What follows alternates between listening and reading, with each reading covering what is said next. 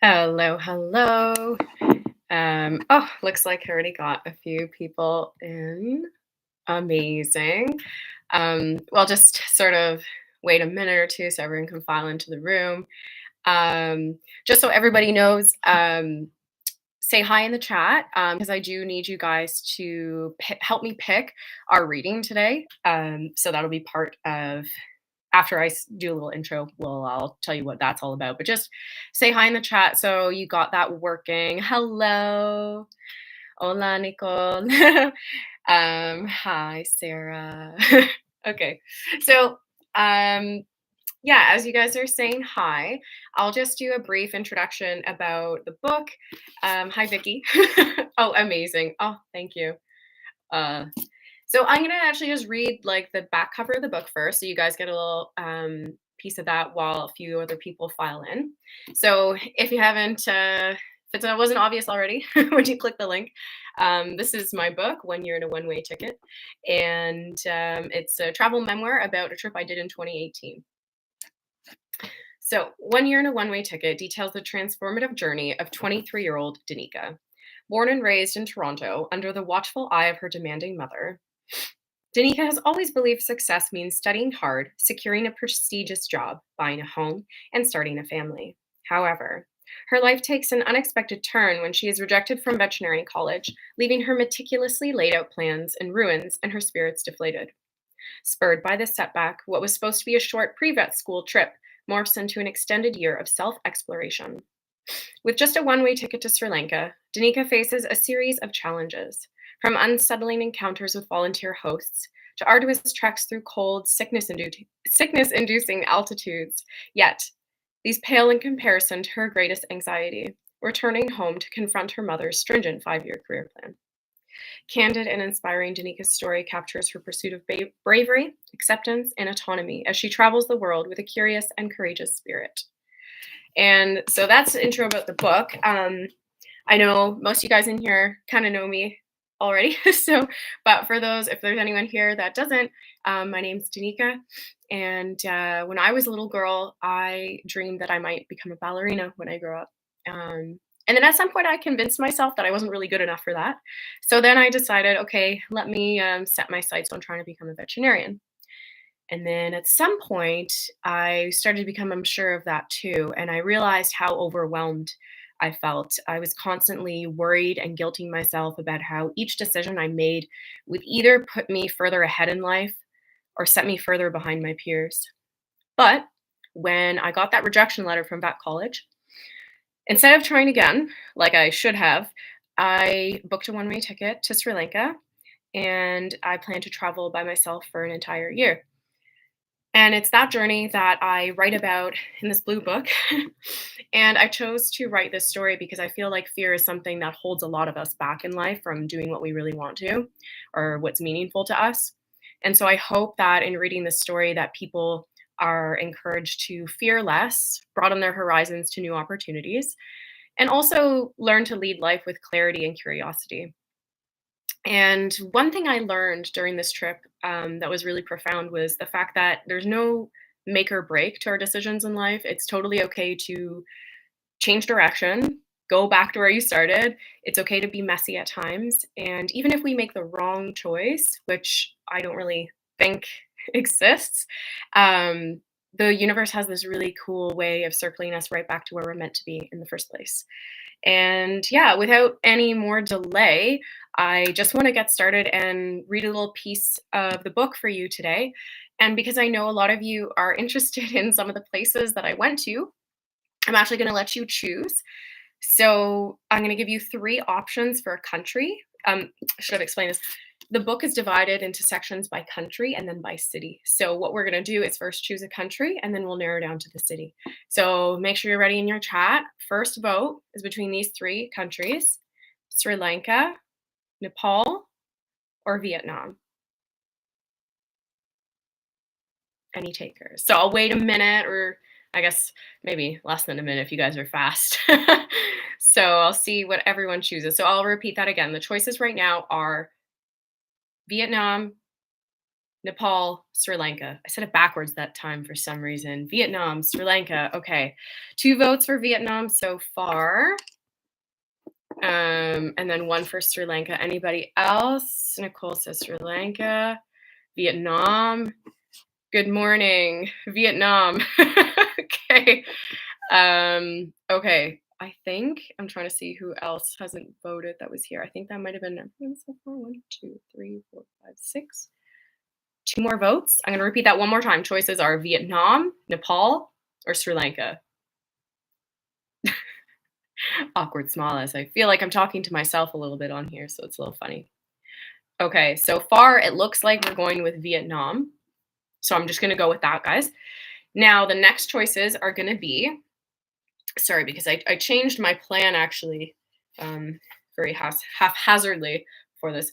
So the choices now are Hoi An, Tam Quoc, or Ha Giang. If you don't know how to spell that, that's okay. I feel like, I'll just spell them for you.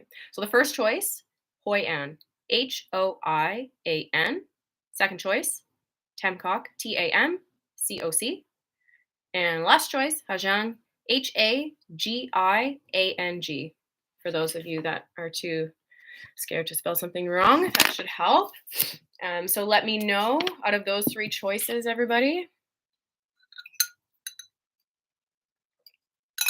And if you don't know what they are, if you never heard of those cities or towns before, that's okay.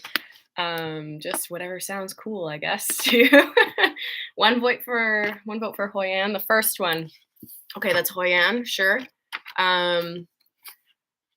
Anybody else? Dun, dun, dun, dun.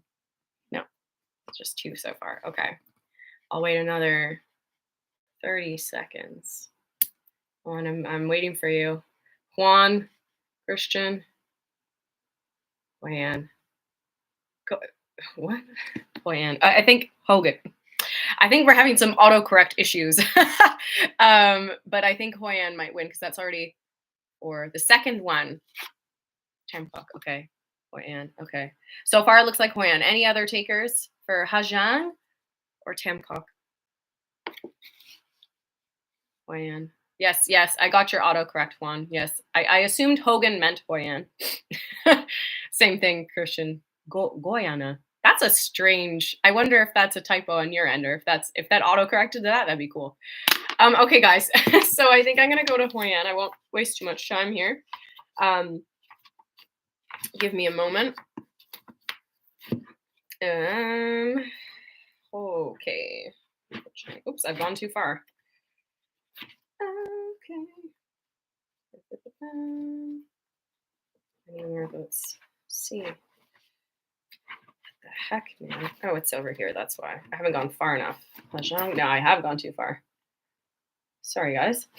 I had tabs on the other sections, but I decided right before doing this this reading that I would actually change one of the country options. I hadn't done before.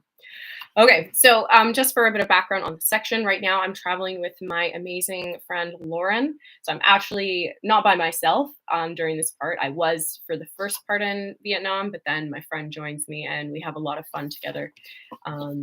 Yeah, we'll take you right in. So this is Hoi An. Lauren and I both prefer natural landscapes over gray city skylines, so we've managed to agree on where to go. Neither one of us minds sleeping in cramped hostels to save a few dollars, or taking overnight buses to maximize daylight hours for exploring, especially since Lauren only has 3 weeks in Vietnam.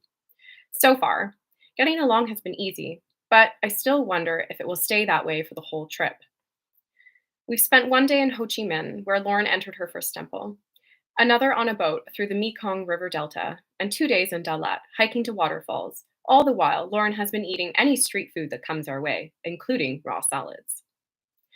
Vietnamese iced coffee has effectively replaced my Thai tea addiction. The Vietnamese version is like a dark espresso, iced and sweetened with condensed milk. I don't usually like coffee sweet, but it's a revitalizing mixture in the humid, sticky weather. Today, our overnight bus takes us to Hoi An, a historical city in central Vietnam. Canals partition Hoi An into sections, connected by ancient stone bridges, adorned with chiseled flowers and birds painted in radiant blues and greens. French colonizers left behind colorful stucco walls that stand between deep brown wooden Chinese-style shops with stone-tiled roofs. Open fires and barbecue stands sell grilled chicken and pork, assembled onto platters of rice. Next to them is the familiar kindergarten furniture where hungry people rest and enjoy their meals. Men gather in street-side cafes to drink coffee and stare at the passers-by as they smoke cigarettes. Women carry woven baskets on their backs, selling everything from plastic chickens to nail clippers. Did you notice that all the ladies wear pajamas outside? I asked Lauren. I did. The colorful silk patterns are cool. Lauren purses her lips together and tilts her head. Kind of jealous, to be honest. Wearing cool, comfortable pajamas is common in this tropical climate, especially for those who are working outside during the day. A lady walks past us wearing dark purple silk pants and a matching button-up shirt. She walks up to me with an array of plastic fridge magnets of the Vietnamese flag for sale. I shake my head, no, and then point at her outfit. Do you have something like this? The lady squints at me, fiddles in her basket, and pulls out a Vietnam keychain. I see some promising shops over there. Lauren points beyond the food vending stalls where colorful fabrics are draped on hangers along the walkway. Let's see if we can find some Vietnamese lady-style pajamas. One lady brings us into her shop and tells us we can pick any fabric hanging on the wall and then tailor the pajamas to our size. It's a dream come true. Only $40. The lady shows us an open-mouthed, toothy smirk. Each? Lauren and I ask simultaneously. The lady nods repeatedly. 20 each? I bargain. The lady's smirk turns upside down. She's not budging. Though Lauren and I are desperate to have silk pajamas to fit in with the Vietnamese ladies, we're not desperate enough to pay $40 each. That's twice my daily budget blown on pajamas. Lauren agrees it's too much money spent on sleeping attire, too. We thank the lady and walk onward from the market back to our hostel. The bar on the ground floor has a chalkboard sign advertising a bottomless rum and coke special until 10 p.m. tonight. I point the sign out to Lauren. Why not? I ask. It could be fun to hang out with some other travelers for the night. We walk around Hoi An again and stop at a cluster of tiny plastic tables for a spicy noodle soup. Once back at the hostel, we change and head down to the bar. We sit at a high table next to a few backpackers we recognize. Lauren and I shoot back rum and cokes faster than we guzzle Vietnamese iced coffees in the hot sun.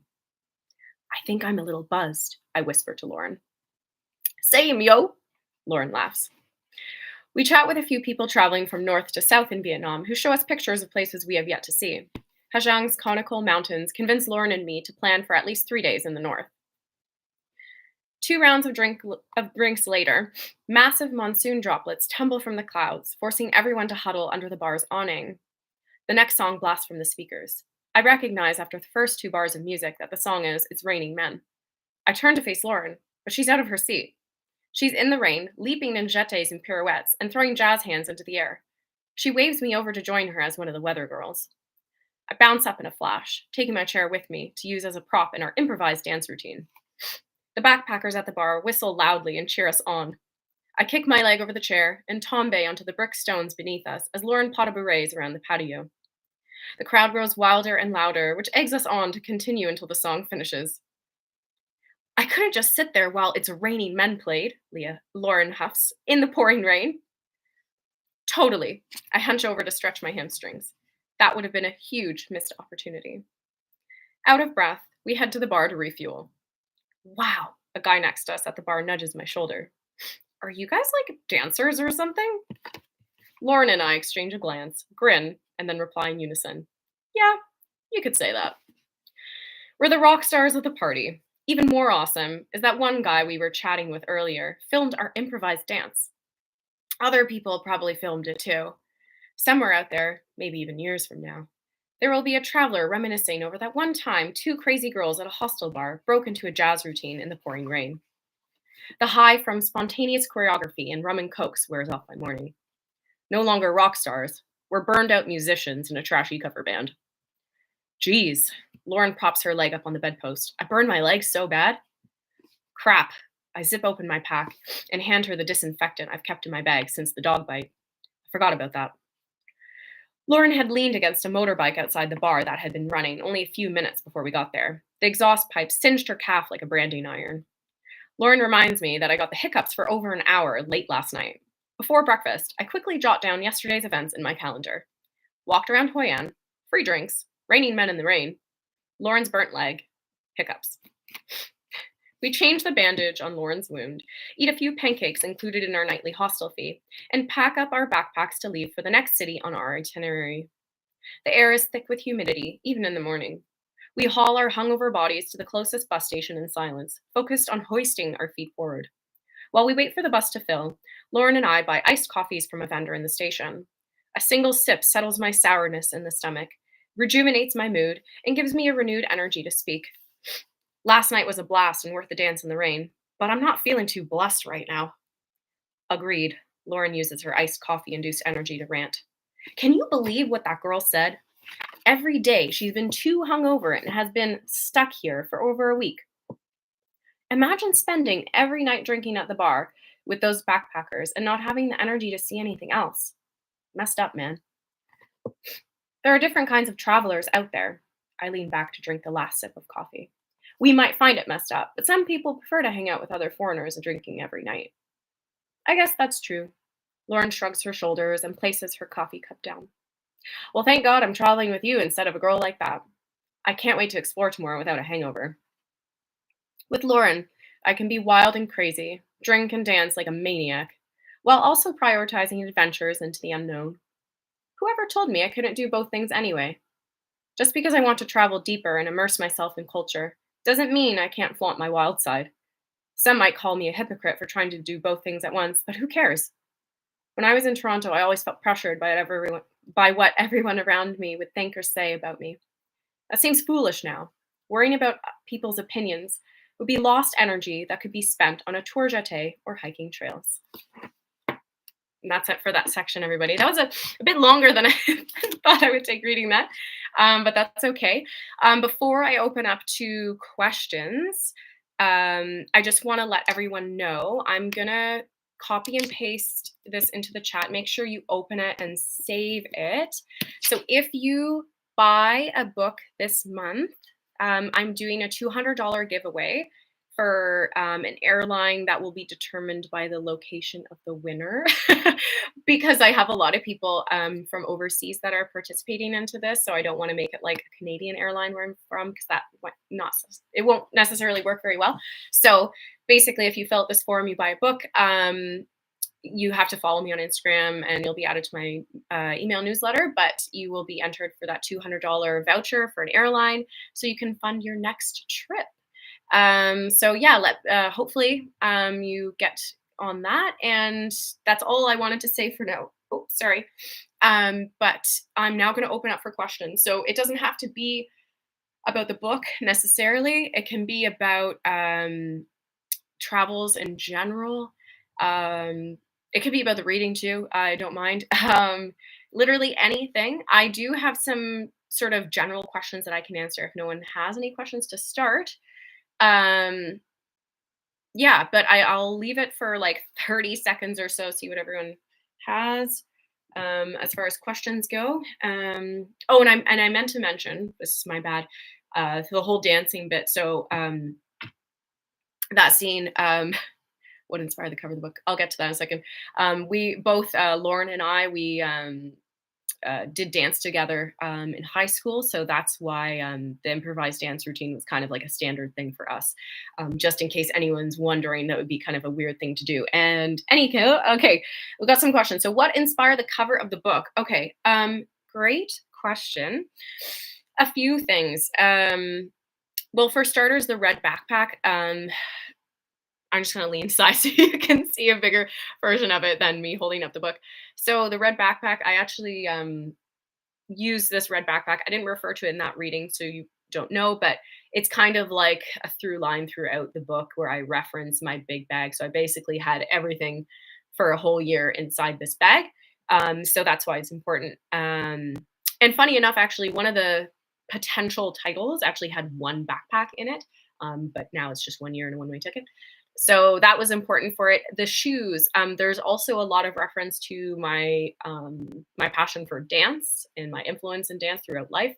So that's why I went with the ballet shoes. There was another version of the cover that had hiking boots on it instead, because I did wear my boots a lot, which are actually Oops, leaning the wrong way. The shoes that I'm wearing in this photo are those hiking boots.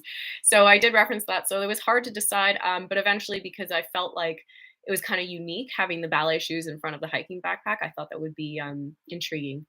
I'm gonna move on to the next question. I'm curious how you feel now, reflecting back on not getting accepted into vet school. Yeah, it's funny. I feel like we all sort of can dwell on like what ifs throughout life, which sucks sometimes.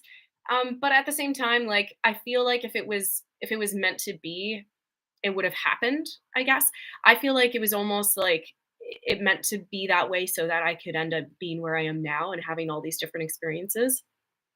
Um, I don't necessarily think well, maybe there would have been some regret because I do remember even before I left for that trip, I did have like this really strong urge to travel. And even before I left for this year of travel, I did a few other shorter trips. And I really like after each one I came home and I'm like, oh, I feel like I need to do more.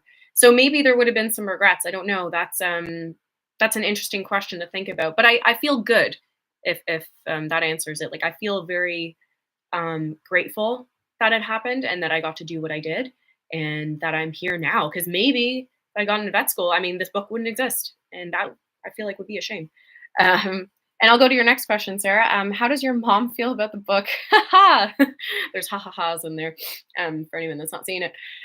Yeah, so I feel like this book was a tough read for my mom at first. And there are a lot of memoirists that I followed and that sort of influenced me a lot. It's always hard when you're writing about family and even just like being very vulnerable in the stories that you share. Like a lot of the stories that are in this book, my parents didn't know about until they actually read the book.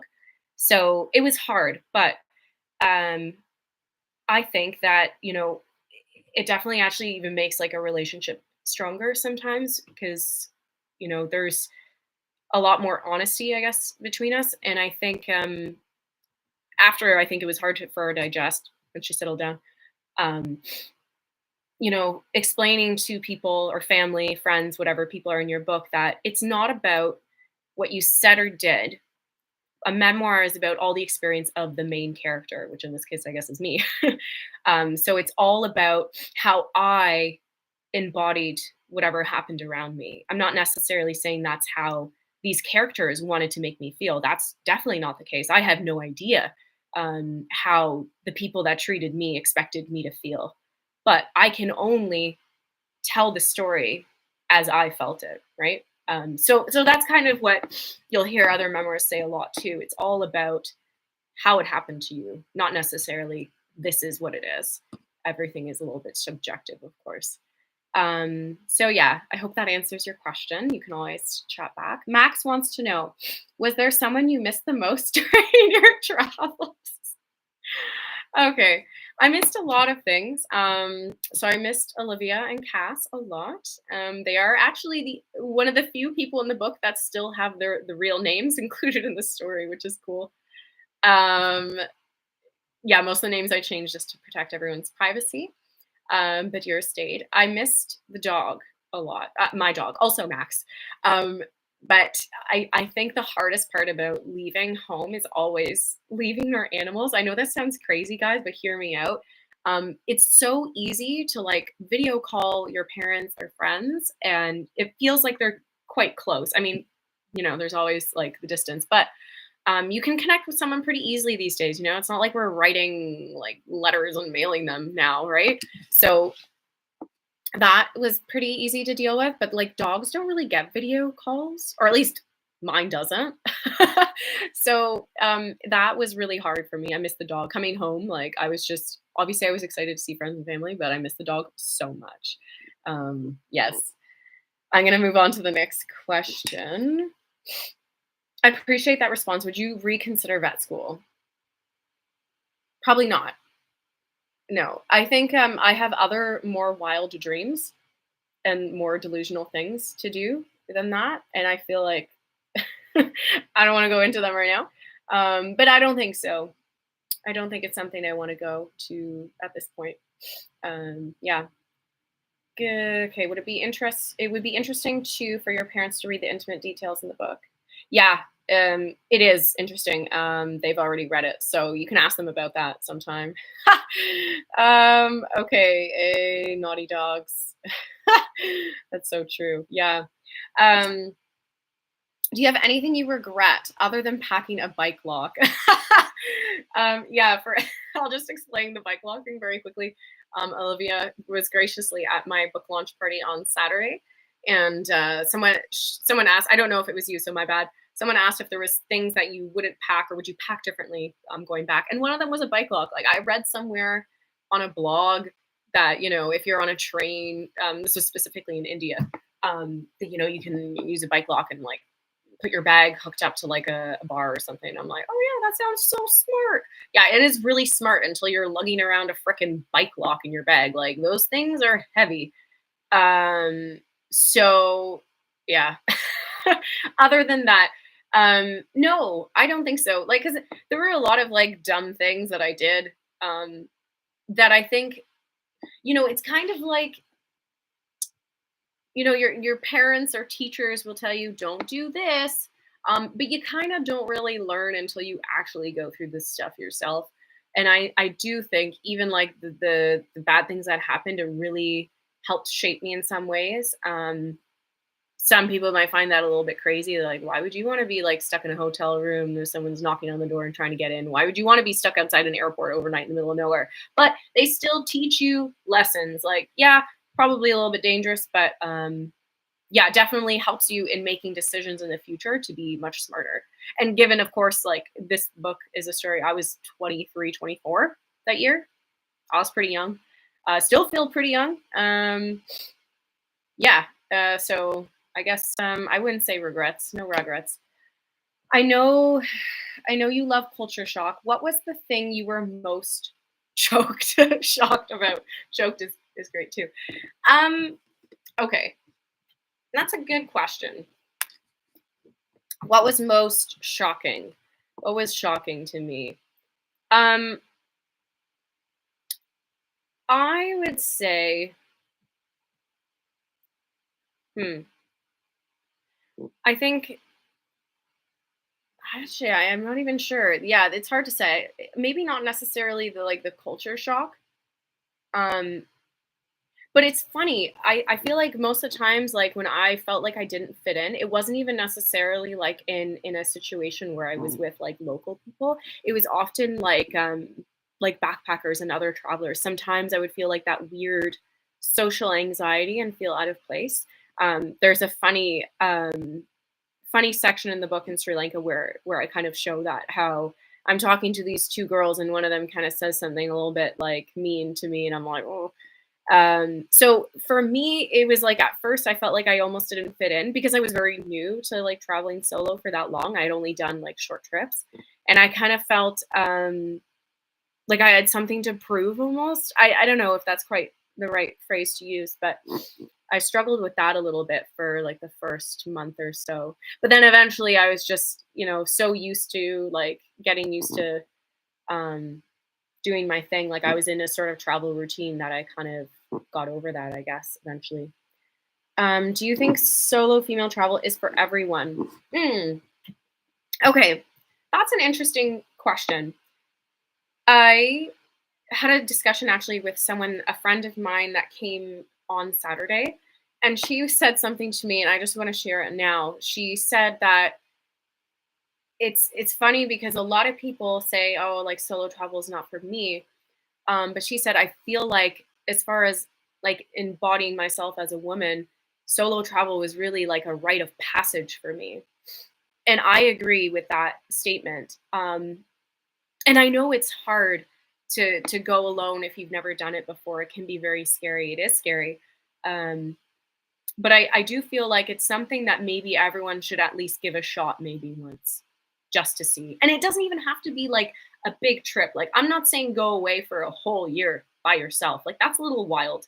As far as like your first trip, like that's not something I necessarily suggest. But like let's say like a weekend, like out of town, not out of country even, like a weekend to yourself and you do something for yourself and just see how you feel just doing activities on your own. I mentioned reading is one way to help with that loneliness whenever you feel like, out of place, whatever, when you're solo traveling. But I do kind of agree with the fact that it definitely is something that I would encourage all women to try at least once, even if they're not necessarily a solo traveler, they don't like the idea of it. What would you say to someone who is scared to travel alone, especially when media focuses on negativity? Yeah, that's really hard. Um, I would say, one, to like, I guess, break away from a lot of the negative news that we see. Um, Always look for other news. So I'll just give this example because I feel like it works for this. Before I moved to Kurdistan, before I made the decision to accept a job, I did some research because obviously, like a Northern Iraq person, like well, we all know what the media shows for that. Like I don't even need to tell you. But when I did some research, I found a lot of solo female travelers that like hitchhike around Kurdistan, and they were saying, "Oh yeah, like no problem with safety. Like I felt so safe there." I had lots of people writing that like, "Oh, I felt more vulnerable in Egypt by myself and other places that are like more popular for tourists." So I found after I did that research, like obviously in my mind before I went, like I definitely was a little bit like not apprehensive, but a little bit nervous. But I was like, okay, let me see if I like it. If I ever, worst case, if I feel like I don't want to stay, I can just leave. But something I would suggest is to maybe do a bit more research outside of that like main media because it just you can just get overwhelmed and then just not want to go. And I think there's good and bad places. I mean, like areas specifically, like say in every city that's dangerous and not dangerous. And so that's always something to consider. And oftentimes I felt safer over there than I did in Toronto, which is just a random fact that you might like. So as far as I'm sure this might come up. So as far as like safety wise for solo females, the three things that I suggest: one, always trust your gut instincts. Our gut, like our sensation of feeling discomfort, whether it's in a certain place or around a certain person, it's telling us to get out, and there's a reason for that. Our gut is actually like our instincts is smarter than our logics. Now our brains try to like override this gut feeling, which can be unhelpful. So listen to yourself, and if nothing were to happen anyways, at least you were out of the situation. It doesn't matter. So always trust your gut. Number two, walk confidently. Fake it till you make it, I guess. Even if you don't know where you're going, walk like you know where you're going. Walk with purpose. If you need to stop because you've lost your way, stop in places that are meant for stopping, whether it's a bus stop, whether it's going into a little corner store or a restaurant or a library, I don't care. Go stop with purpose so that you can get your bearings. Don't like look out of place. Don't make yourself look like someone who's vulnerable. And number three, coordinating arrivals and departures. I do suggest to either save an offline map or write down simple directions. Something I do when I'm like leaving an airport, for example, is having a brief idea in my head visually of where I need to walk from say the bus stop to get to like the hotel or hostel I'm staying at. So I'll know, okay, from this street I'm going to turn here and here. Have a good idea of what you're doing, and try not to arrive at nighttime. Ideally, sometimes it's hard, but yeah, that would be my other suggestion. Those three things. I'm going to move on. Do you feel like an author? I guess. Kind of. It's hard. I feel like I'm still in this imposter syndrome. So yeah, I know I've written a book. I'm looking at the books and I know they're there and I know I made them. But it doesn't quite feel real yet. I'm not sure when it will. Yeah, maybe it's because I haven't been actively writing as well for the last while. I need to get back on that. But that is a good question. I'll think about that more. Sorry. What was your favorite food from all the places you traveled? Like something you think about to this day and salivate over? I love the specificity of this question. Okay. There are so many things in India. Okay. Oh gosh, this is so hard to choose. Okay. I always say Indian food is like the best food in the world. Someone can fight me over that. I will fight back. Indian food is the best. But there are two things. There is actually one thing from Sri Lanka that I'm still craving, and a friend of mine who's there recently just had one and told me about it, and I was so jealous. So from Sri Lanka, a coconut honey roti. I'm still craving that. I tried to find one on my last day there and couldn't, and I was so pissed. So that, but Indian food specifically, I am still thinking about um, a guy that I worked with. I went to his mother's place visiting, so we would tour around where they lived, and she made the best dosas. But it's not even the dosas that I'm craving. It's actually her paratas, which is like a type of like flat roti kind of style bread. However, she made them, it was just like rolled up in a way and like flaky and like very not even buttery because they don't use butter. I guess there was ghee in it, but they were just the best. I don't know how to even properly describe it. I'm not doing this justice right now, but my friends' mom's paratas are what I'm still craving. Yeah. How did you learn or find out about workaways? Okay. Hmm. I don't remember if I actually stumbled upon the website Workaway or if someone told me about it. It could be that I heard from it from other travelers I met earlier, but in terms of finding volunteer placements, there's a few that I know of that I can suggest. One is Workaway. So for anyone that doesn't know, it's basically you sign up. It's a website where you can sign up as a member, either be a host or volunteer, and you can search up by type of job. You can search up by place, like by country, and then look for things that you're interested in. There's like I've done work in schools. I've helped some guy renovate his house. Like I've done all sorts of random jobs. So it's been actually really fun because it kind of takes you away from like main tourist areas and you can get to know some local people. So it's really nice. Um, but another website that you can use is HelpX, and it works really similar to Workaway. And if you are interested in working on farms specifically, I do suggest Woofing. It's Work on Organic Farms something. Yeah, that's a good site too. I know some people that did stuff like that in Australia, I believe. So yeah, those are some good ways to do some different kind of traveling. Okay, I'm gonna go to the next one. Sorry, I'm getting lost in the comments here. How do you deal with the anxious people in your life when you talk about your move? Um, yeah, mm, that's hard. Um,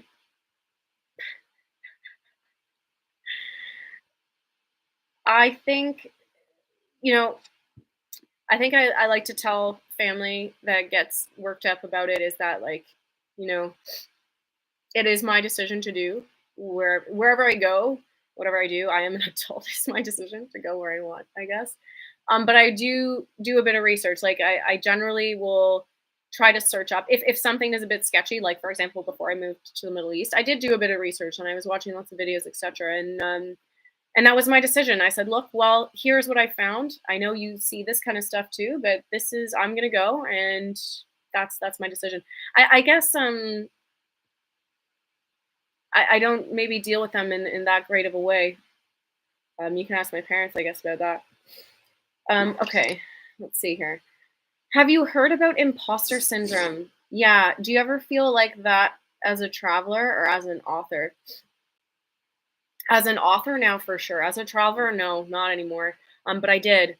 Like I said, there was like a first few weeks at least where I was just like, I have no idea what I'm doing. But then after a while, after I was very used to like missing trains and being stuck on the side of the road for hours and whatever, I was like, you know what? Doesn't matter. No one really knows what they're doing. I guess it's okay to be disorganized. I feel like there's important things to organize while you're traveling, and there's other stuff that can just kind of wait. Especially if you're like long-term traveling, you know, you got time to kill. It's not make or break. You can do as you wish as you go. As an author, yeah, it's still hard. I think for me, the biggest problem with my imposter syndrome about being an author is that um, like I didn't grow up writing. You know, a lot of people are like, "Oh, since I was, you know, this and this, I always wanted to write. I was always writing stories and that and whatever." I didn't study any writing. I never really took writing courses and creative writing, etc. Like I studied sciences in university. Like I wrote lab reports. So there's that. So I feel like that a lot. But then again, I'm slowly getting over that as I learn about other authors that didn't have a background in writing as well. So I know I'm not alone. So that helps. Contrastly to Sarah's question, what was the worst thing you ate? Okay. Um, okay. Yes, I know how to answer this question. When I was in Nepal, and if you go, you'll definitely hear of this stuff. There's this homemade rice wine called 𝗢𝗲, and village people drink it. But like even if you go in the cities, you can find people drinking it. If you see someone with like a jerry can of like gasoline sitting on the side of the road, they're playing cards or dominoes or something. They're probably drinking the stuff. It's just in that bottle. So to this point, sorry. When I was in this one village, I went up to have this like homemade 𝗢𝗲, but it was like made fresh. And this cup of 𝗢𝗲, which I would say it kind of tastes like vodka-ish, but like less strong in taste. So a little bit watered down, but still like flavor and vodka. But the problem was I had a glass of this hot. It was warm because they had just made it. And then I was served alongside of this, like crunched up, like instant noodle packages. It was like crushed up noodles. And then the lady had thrown in raw chilies and raw red onion.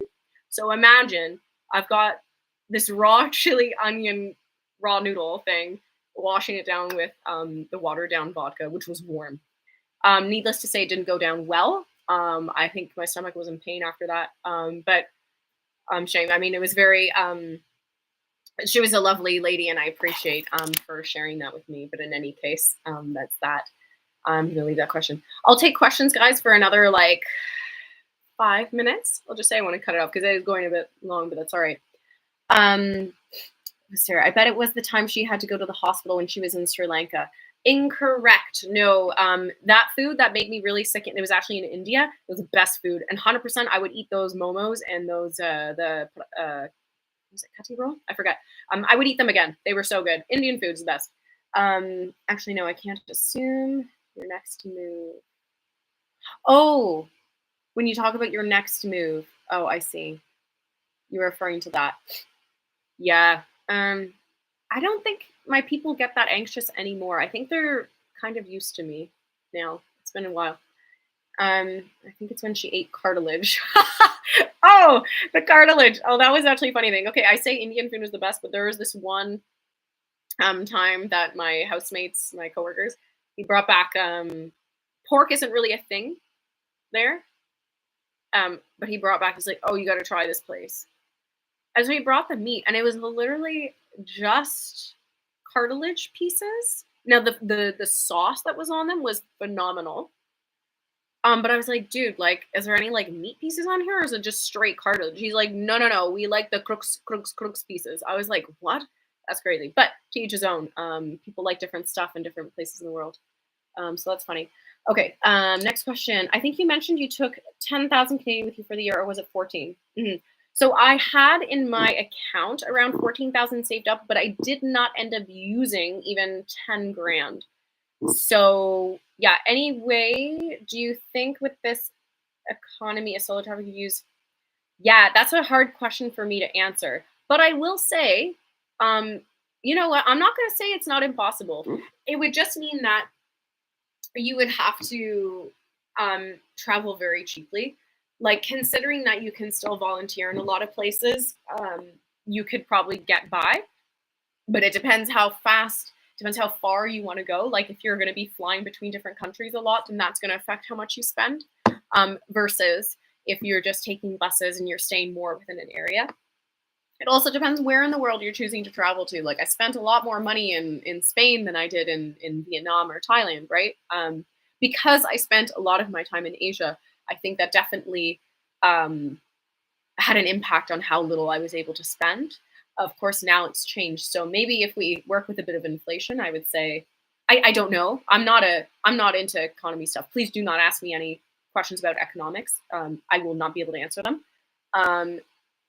But I feel like it's definitely possible to travel on a budget. You just need to be open to traveling differently. And that's not for everyone. What I did, I realize is not for every person. I understand that a lot of people don't want to do travel the way I did it, that's fine. But that is just one of the things. If you're trying to go on a budget, kind of have to make some, I guess, sacrifices here and there, so to speak. But I don't find it sacrifices. I actually think a lot of the workaways I did for voluntary took me to places that were like the best place ever. So I was actually very grateful that I ended up doing that. Okay, last question from Olivia. If you could do the whole trip over again, but do one thing differently, what would it be? I like this question. What I would have done, the first thing that comes to my head is get a longer visa for India. I was just working with 2 months in e-visa. I could have easily, and maybe one day I will, I could have easily spent a whole year there doing lots of things. So what I kind of felt like I missed out on, but I really enjoyed my time there regardless, was traveling more around India. I wish I had had the time to just go around to more places. Because I still to this day, like I know one day I will go back. It's hard when you're trying to choose where to go next, and there's a lot of factors like work, etc. But I definitely think more time in India is one thing that I don't regret, because then I was in Nepal and then I had amazing time too. But I kind of wish I could have spent more time traveling around on my own there. Yeah. Okay, guys, I'm gonna leave it for another like 2 minutes or so for questions. I didn't hear. Mostly Sarah and Olivia are going ham on the questions here, and I love it. Christian, where to next? Okay. Yeah, I got this question already a few times since the launches. I really want to go back to South America. I've done a trip to Peru once, and I actually, before I moved to Kurdistan, I was actually debating taking another job in Peru. And anyways, chose obviously not there. So part of me really wants to go there, and that's very general. I know that's not a very specific answer, but definitely I want to do some traveling around, hopefully Brazil, Colombia, I don't know where else. I really want to go to Patagonia, like do some serious hiking. So there's that too. LA, baby. Oh yeah, true. Technically, my my next trip is going to LA. I have a few book launch events down there, and I might have some friends tagging along as groupies. So that's kind of cool. Alberta? Oh, yeah. Alberta's beautiful. But I'm not going in the winter. I can tell you that. Midland and Kingston Road, Scarborough. True. I'll probably be there at some point before I fly to LA. So funny.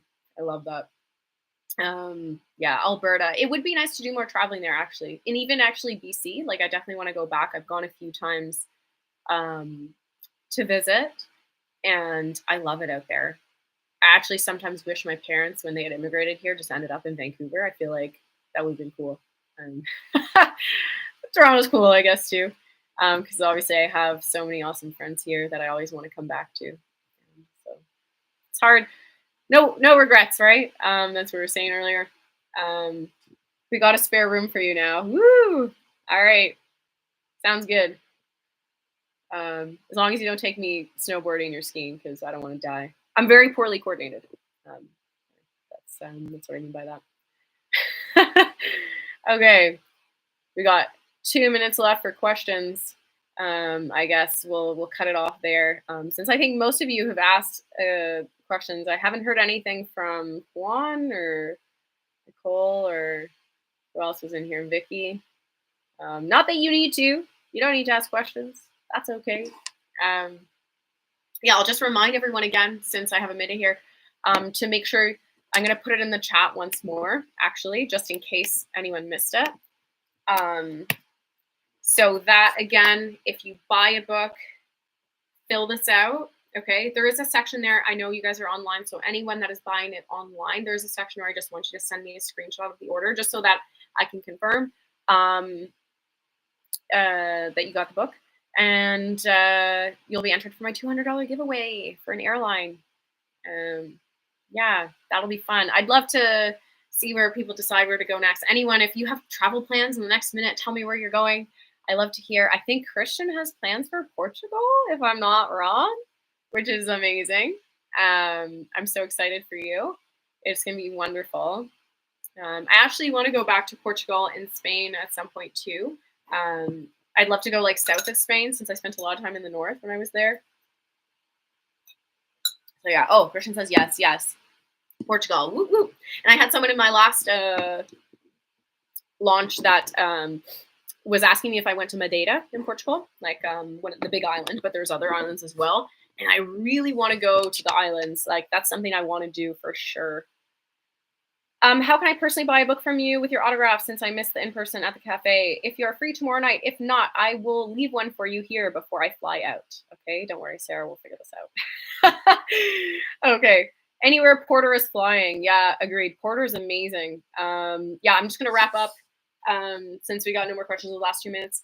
I love Porter. I actually asked them to sponsor my ticket to LA in return of promotions for them. But in any case, they said no for now. So hopefully in the future, if anyone at Porter Airlines is watching this, let me know. I love Porter. The service is good. Everyone loves free drinks. And yeah, I love Porter. Very convenient. And I don't know if anyone, if for those who don't know, like they only have aisle or window seats, which is super comfy. Tight crunch. I'm leaving for Newfoundland. Oh no, I'll leave one for you. Don't worry about it. We'll figure it out. Yeah, that's it, everybody. So again, don't forget the Google Doc. Click on it now. If you miss it, you message me directly. Guys, if anyone has other questions about solo traveling and you want to try it for yourself one day, if you're feeling nervous, I always encourage everyone to message me directly, ask me a bunch of questions. I love trip planning for people and supporting everyone. So please never hesitate to reach out. And I hope if you got the book that you enjoy the story, and let me know your thoughts. Leave me a review because I'd love to hear feedback, good or bad. I'm always open to that. And that's it. Thank you so much for coming in today, guys. It was so nice. Your questions were amazing. And it is an honor to share the story with you. I love reading for you, especially stumbling over my words. That's fun too. Okay, guys, I hope everyone has an amazing night, morning, whatever it is for you. And I will see you hopefully sometime soon. That's it. Thanks so much, guys.